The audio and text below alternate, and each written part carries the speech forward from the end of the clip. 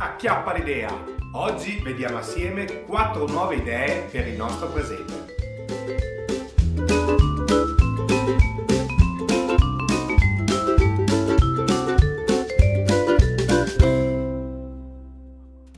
Bentornati amici ed amiche qua su Acchiappa l'idea.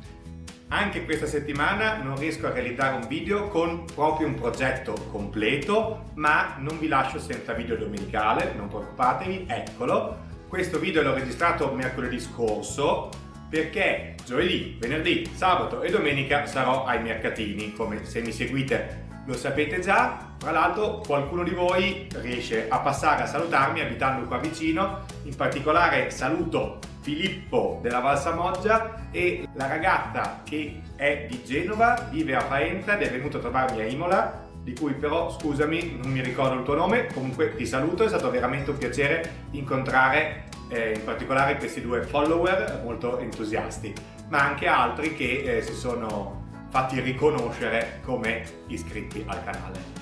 Detto ciò, in questo video adesso vedremo 4 idee di oggetti che vendo al mercatino e qualcuno mi ha chiesto di parlargli anche degli espositori. Quindi uno l'ho già realizzato e l'avete visto nel video scorso e uno l'ho realizzato ieri perché nella bancarella secondo me era utile e quindi adesso ve lo faccio vedere. Sono entrambi con dei LED dentro e poi dopo vi faccio vedere appunto i 4 oggetti. Allora, gli espositori sono questi due. Questa scatola che è quello che avete già visto e questo qua dietro. Allora la scatola in realtà è rigida e gli si accendono le luci, cioè così.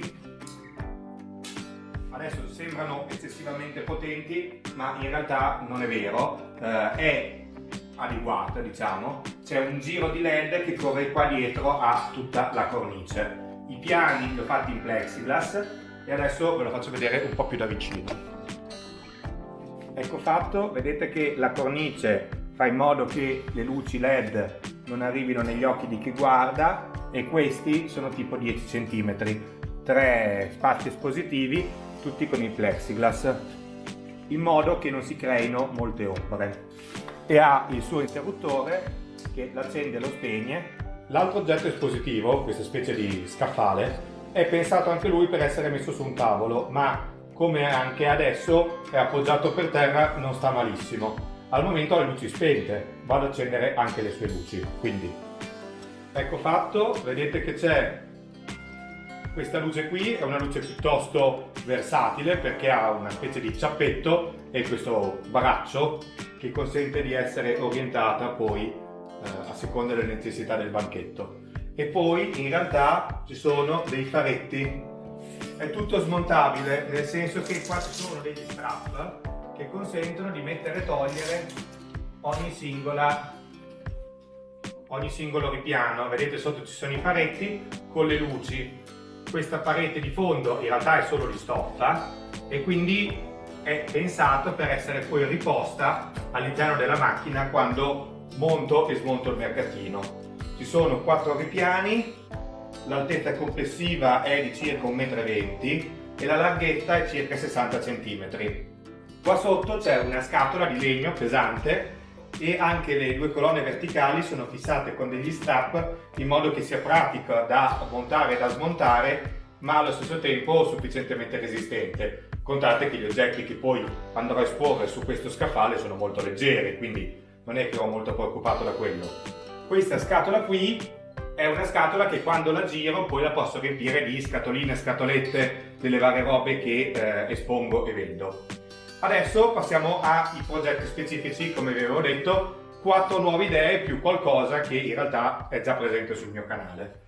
La prima idea è un presepe nella palla, con le statuine fatte di gesso, con un calco in silicone. È una tecnica che sto sperimentando. Appena sono abbastanza sicuro di essere riuscito a capire la tecnica migliore vi farò poi un video dedicato. Mentre invece qua ci sono 2 banchetti del pesce. Il video per fare un banchetto del pesce, che non è esattamente questo ma ci assomiglia, in realtà lo trovate già sul canale. Andiamo al piano di sotto.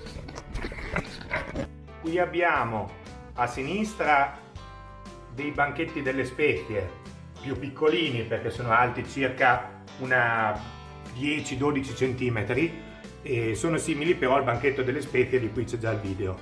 Poi al centro abbiamo dei banchetti del pane piccolini per statuine, anche questi da 6-8 cm, però del banchetto del pane c'è già il video. E più a destra ancora abbiamo dei banchetti di stoffe. Di queste non penso di fare il video perché basta prendere delle stoffe, arrotolarle e incollarle su un banchetto. Andiamo al piano sotto.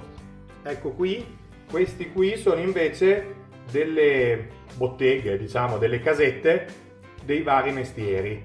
Come ho fatto le casette? Sono delle semplici casette di cartone, o in realtà queste qua sono fatte di pannello di sughero, intonacate come ho intonacato tanti altri progetti e proporzionate con delle statuine che direi queste qua sono da 6 cm.